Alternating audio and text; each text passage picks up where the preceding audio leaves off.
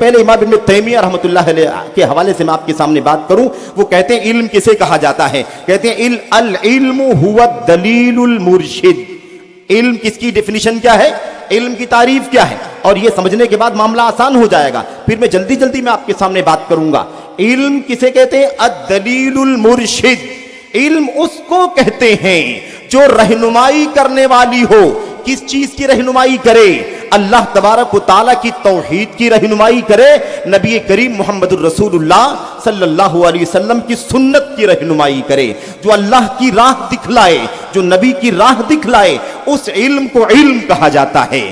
اسی لیے مزید اور وضاحت کرتے ہوئے کہتے ہیں هو الدلیل علی الاخلاص هو الدلیل علی المتابعہ. علم کہتے ہیں اس علم کو جو رہنمائی کرے اللہ کی اخلاص کی طرف، جو رہنمائی کرے محمد الرسول اللہ صلی اللہ علیہ وسلم کی اطاعت و اتباع کی طرف. یہ رہنمائی کرنے والا علم ہی اللہ کی کتاب میں علم کہلاتا ہے. یہ انسان اتنا کمزور ہے کہ چند سیکنڈوں کے لیے اللہ رب العالمین سانس لینے کی طاقت کو اس سے چھین لے تو یہ دنیا کو رخصت کر کے گزر جاتا ہے.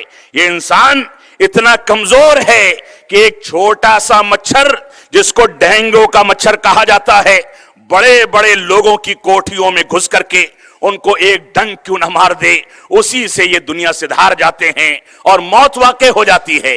یہ انسان پانی کا بلبلا ہے کہ اٹھا اور کب پھوٹے کوئی آدمی ضمانت نہیں دے سکتا.